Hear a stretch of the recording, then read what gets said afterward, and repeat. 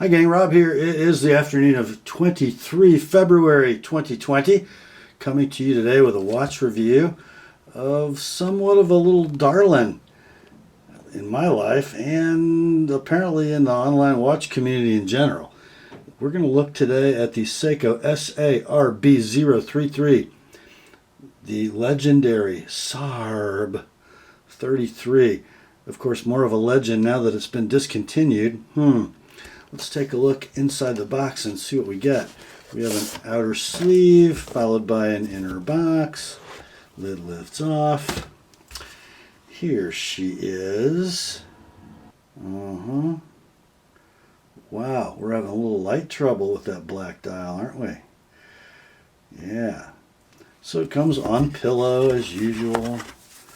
Inside the box, I bought mine gently used.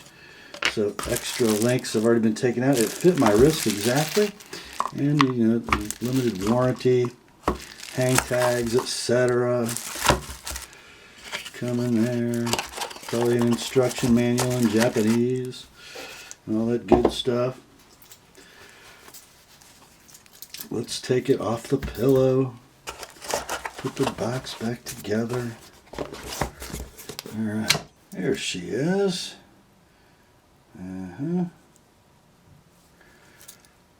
So the SARB033, which has a sister watch, the SARB035, which comes in a cream dial, everything else pretty much the same. They are both JDM watches, Japanese domestic market watches. They both, when they were available, sold from Japanese retailers and gray market retailers for somewhere around $300. Sometimes you could get them a little under that, sometimes not. Automatic watches, sort of an everyday to dress category. After they were discontinued, they had a huge spike in price, up around $500. They've settled back into the, I guess, $350 to $400 range at this point.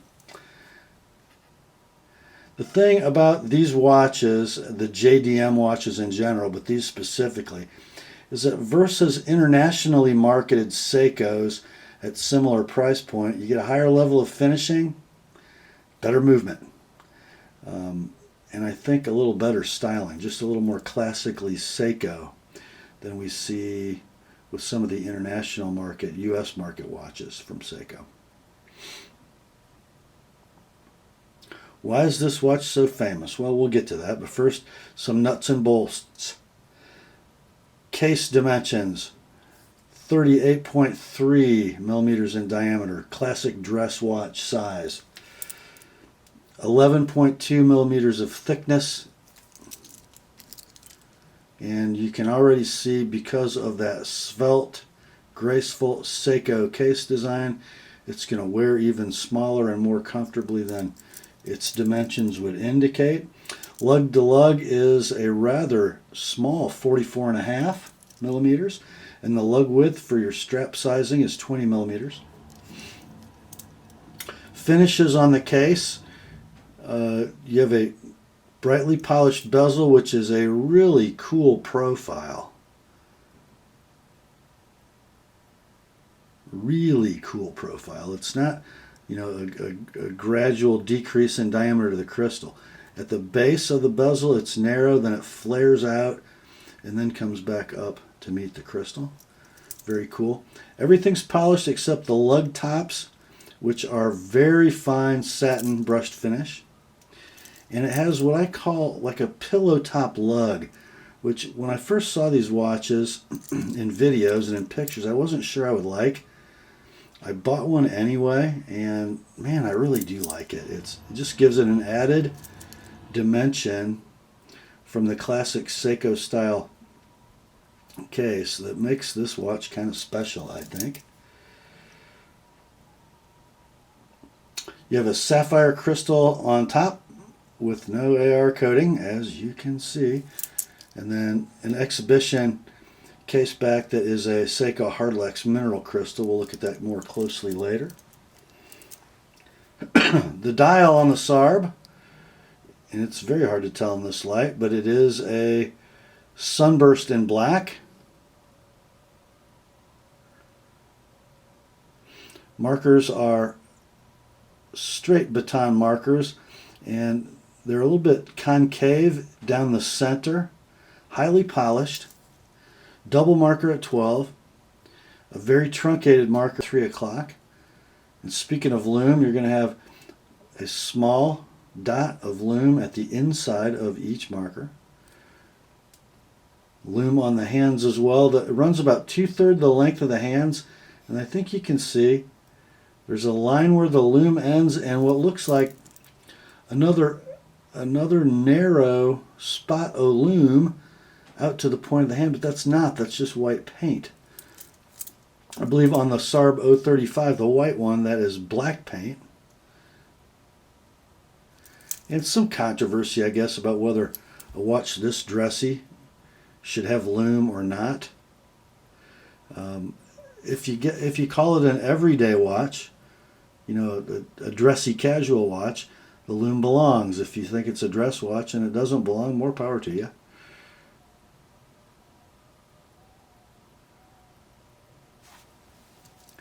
But beautiful machining and polishing on the applied markers, on the hands as well. And then the Seiko logo is applied. The text for automatic and 23 jewels is printed, as well as the Japan movement and the movement number.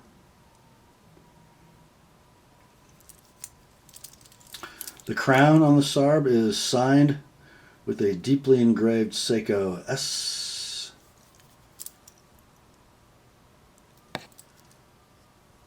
Before we talk about the movement on the SARB033, I thought I'd do a band swap, change the bracelet out for this gorgeous hunk of genuine hornback alligator. This is a little strap company with an eBay store that I stumbled onto when I restrapped my Citizen Eco Drive Perpetual calendar. It's called Lone Star Treasures, and I think they sort of specialize in US made, handmade, exotic hide straps for watches and belts. And I think it looks right smart on here if you want to dress up the SARB. So let's get to the movement, and you can see it in all its glory behind that Hardlex crystal. Come in and get you a bit of a macro shot. The rotor tells us that this is Seiko's in-house 6R15D, if I can get it to stand up on camera. There you go. A rather modestly decorated movement for a display back watch case. Just a little bit of machine turning or milling for light play on the rotor, and the rest of it is all kind of au naturel. It's a 23 jewel movement with hacking and hand winding and a quick set date. So your hand winding looks like this, no screw down crown. First position out is your quick set date. Second position, second hand stops, and you can set your time. Beat rate on the 6R15D, 21,600 beats per second, so it's a 3 Hertz watch movement. Seiko specs this movement at plus 25 to minus 15 seconds per day. On my particular example, if I'm wearing it regularly, it runs about 2 to 3 seconds a day quick.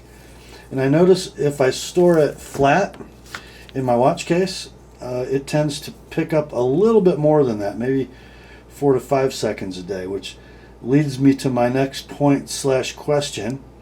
It is, as you can see, right here, regulatable, as most automatic movements are, most mechanical movements are.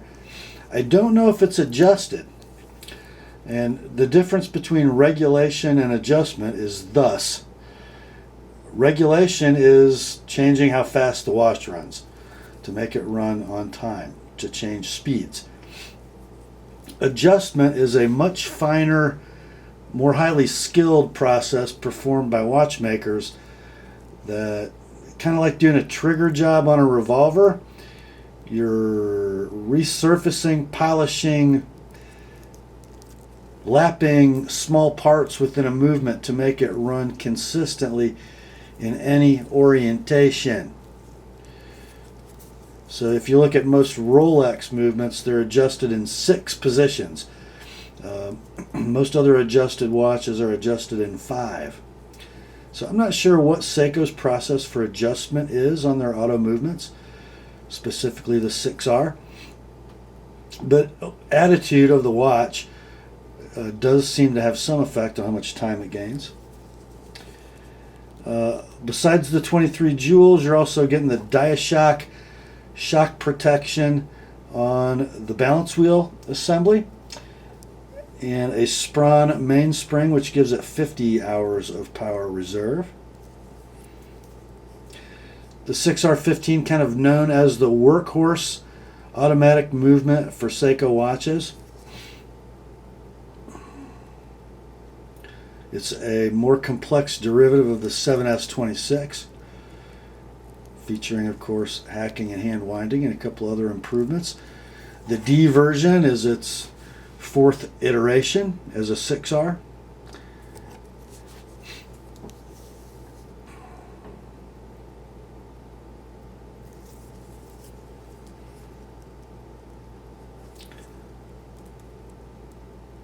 Just a beautiful watch, although as you can see it would really benefit from some AR coating on that sapphire crystal.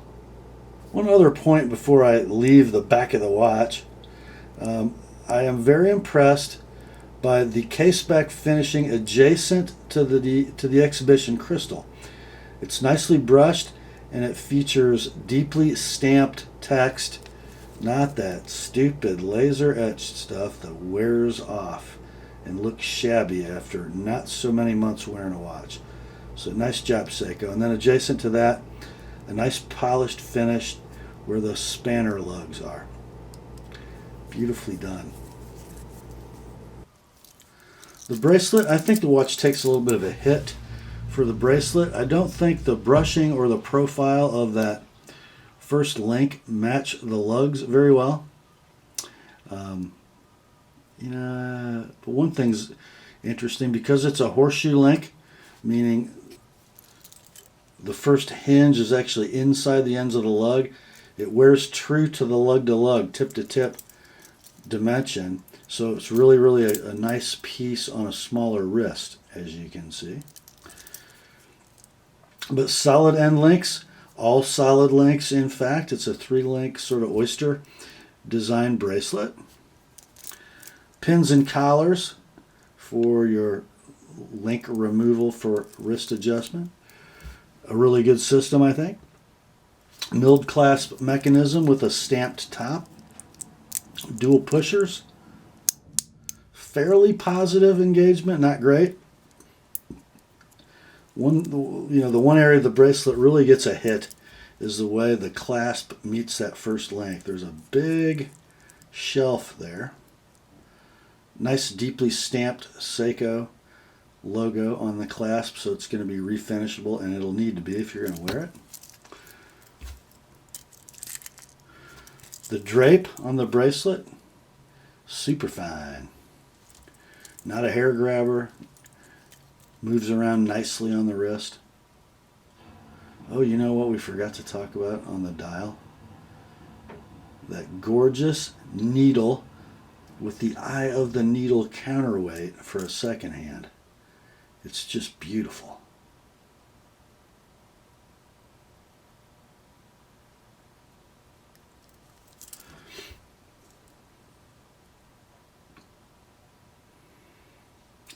Let's take a look at it on the wrist, shall we? So there is the SARB033 on my 7 1/4 inch wrist.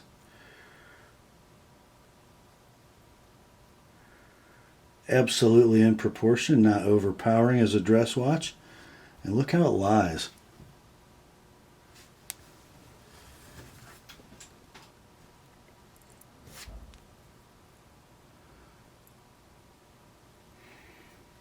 Mm-hmm. Very, very nice. Next, I suppose we should get you a shot of the lume. It is Seiko LumiBrite, although there's not a great deal of it. So I'll charge it up with the flashlight and be right back in the black. I would say that's shining brightly.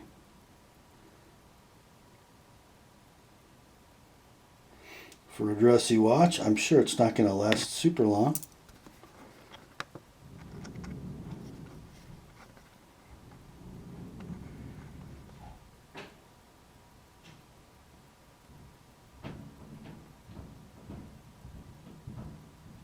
But it's not going away so quickly, is it? Not bad at all. So to kind of wrap up on the SARB033, I wanted to buy a JDM automatic Seiko because I love Seiko. And I love their automatic watches more than similarly priced Swiss automatic watches because it's all Seiko. They do everything. Every part they make. And they do it so, so well. I just really admire their craftsmanship. And the JDM watches that aren't available, at your local Macy's or jewelry store here in the States, just have an allure, I think. They do to me anyway. I was a little torn which way to go. 33 with the black face or 35 with the cream face. I kind of think the loomed hands go better with the cream face of the 35, but I have a cream or white dial more expensive Seiko dress watch on the way. So I thought, this being the lower priced watch, it's a little sportier, a little better for every day in black, so 33 it was. And I really, really like it. It wears so well. Not the most legible watch in the world in certain lights. I get that. But it's doggone cool.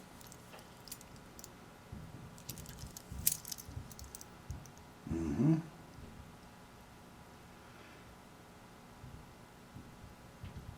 Don't know if they're, sneaking around still making this watch and not telling anybody, but it doesn't seem to be going away, even though it's discontinued. I'm glad to see the prices have come back down to earth a little bit when you can find them. Just a great piece if you can get your hands on a nice one. That's all for this one, my friends. Grace to you and peace from God our Father and the Lord Jesus Christ. Remember, the word is sharp, and my SARB is right on time.